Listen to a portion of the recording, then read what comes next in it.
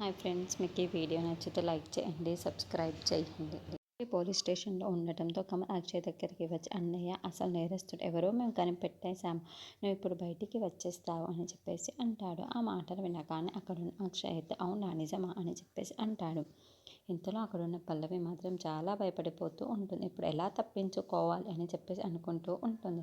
ఇంతలో పోలీస్ అక్షయ్ వాళ్ళ ఆఫీస్ బాయ్ని తీసుకొని వస్తూ ఉంటారు. ఇప్పుడు నిజం చెప్పారా, ఎవరు నీతో ఇదంతా చేయించింది అని చెప్పేసి అడుగుతాడు. ఆ మాటలు వినగానే అక్కడున్న అవిన్ అయితే, వాడు అలా ఎందుకు చెప్తాడు, 2 తగిలిస్తేనే చెప్తాడు అని చెప్పేసి అంటూ ఉంటుంది.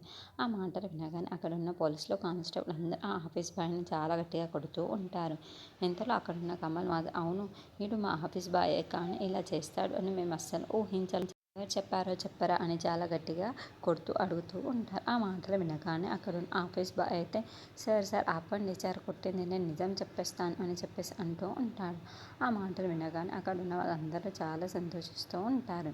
ఇంతలో అక్కడున్న ఆఫీస్ బాయ్ మాత్రం, సార్ నిజంగానే నేను నిజం చెప్పేస్తాను సార్, నన్ను వదిలిపెట్టండి సార్ అని చెప్పేసి అంటూ ఉంటాడు.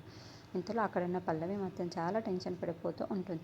ఏంటి ఇప్పుడు నా పేరు చెప్పేస్తాడా ఏంటి, ఇప్పుడు నా పరిస్థితి ఏంటి ఇంట్లో అని చెప్పేసి చాలా భయపడిపోతూ ఉంటుంది.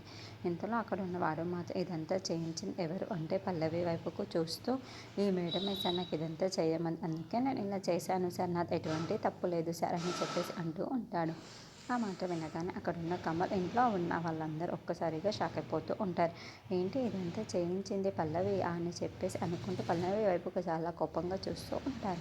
ఇంతలో అక్కడున్న పల్లవి మాత్రం తన బుర్రని కిందకి దించేస్తూ ఉంటుంది. ఇప్పుడు ఏం చేయాలా అని చెప్పేసి ఆలోచిస్తూ ఉండిపోతుంది.